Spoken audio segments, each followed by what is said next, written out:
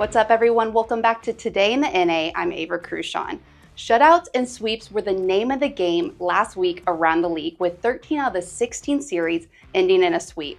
NA current and former players were picking up some recognition, with 5 NA alumni winning college weekly awards and 4 NA skaters making it on to the NHL Central Scouting midterm rankings. There's a lot to cover, so let's recap last weekend.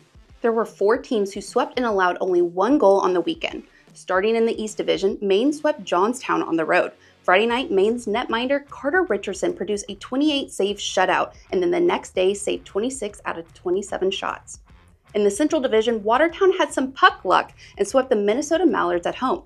Watertown's goaltender Phileas Lachot produced his first shutout of the season with a 31-save performance. The next night, he saved 27 out of 28 shots, allowing the Shamrocks to produce a sweep. The Minot Minotaur's goaltender Lucas Sweden had a shutdown performance against the St. Cloud Norsemen. On Friday, he allowed 1 goal early in the first period. Little did the Norsemen know that would be the only goal for the weekend. He stopped 17 out of 18 shots on Friday before producing his 4th shutout of the season on Saturday night.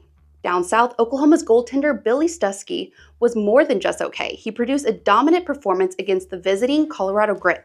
On Friday, he saved 27 out of 28 shots. The next night, Stuskey produced his first shutout of the year with a 33-save performance.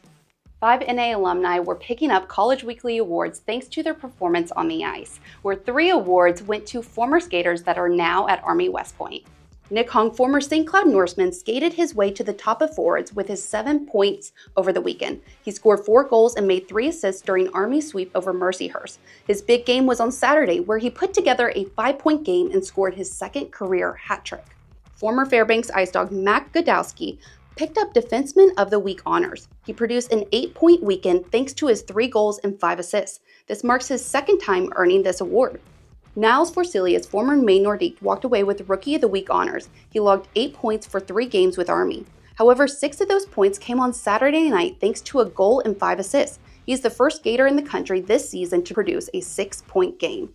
There are 4 athletes that you may recognize on the NHL Central Scouting midterm rankings. Ferry Natusul of the Minnesota Wilderness was named a skater on the list. The 5'10" forward leads the team with 19 goals and 30 points. 10 of his goals have been scored on the man advantage. Heading to the goaltender side of the report, someone you need to bear witness to is Carl Axelsson of the Austin Bruins. The 6'4", 18-year-old from Sweden is ranked 13th on the goaltender list. He has produced 3 wins in 4 games played with a 1.97 goals against average and .924 save percentage. Ryan Cameron of the Lone Star Brahmas leads the league with his .83 goals against average and .966 save percentage. The 6'1" Boston College commit has been an immovable force in the Brahmas crease since joining the team in late October. And heading to my home state, Kyle Jones of the Oklahoma Warriors was featured once again. He was also named to the preliminary players to watch list in October. The 6'2" netminder is committed to UMass Lowell and has made 21 appearances in the North American Hockey League. Congratulations to all of our athletes. Now let's preview some of the key matchups this upcoming weekend. The Rochester Junior Americans are looking to get rowdy on the road against the Maine Nordiques. Rochester and Maine are both heading into this series on hot streaks, with both teams winning 8 of their last 10. Both are looking to take over the top of the division since they sit 3 points from each other. Rochester stands alone at first with 50 points, while Maine is tied for second with 47 points.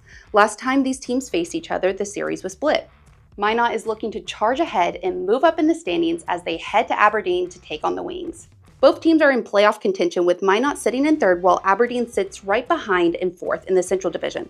The Minotauros are heading into the series with a 3-game win streak. While Aberdeen has fallen short in their past 3 matchups, with Aberdeen wanting to put on a show at home, they will be determined to take down the Minotauros. Springfield is heading to Wisconsin for the first time this season, and they're looking to continue their winning streak. Springfield currently sits on the cutoff line for playoff contention. With a 3-point lead over the 5th-place Wilderness, they are looking to continue their winning ways and playoff hopes against one of the top teams in the Midwest Division, the Wisconsin Wendigo. The Wendigo are coming off a split series with the Wilderness and only won 4 of their last 10 games, while the Red Hot Junior Blues have won 7 of their last 10. This matchup will feature critical points up for grabs for both teams. Now, as we head down south, Odessa is heading to Shreveport for the first time this season. Odessa heads into the series on a 5-game heater, while Shreveport is coming off a big series sweep against the Corpus Christi Ice Rays. Right now, both squads are in playoff contention. However, Odessa is hovering around the cut line. As the Jackalopes sit with 36 points in 5th place, the Colorado Grit, New Mexico Ice Wolves, and Oklahoma Warriors are hot on their tail. Odessa leads Colorado by just 1 point, while New Mexico and Oklahoma trail behind by 3. Odessa is looking to grab some crucial points and continue to be a playoff contender. To catch all the matchups, make sure to go to NATV. Head to our website for all the latest scores and news, and to the social media for all the latest content. We'll see you next week.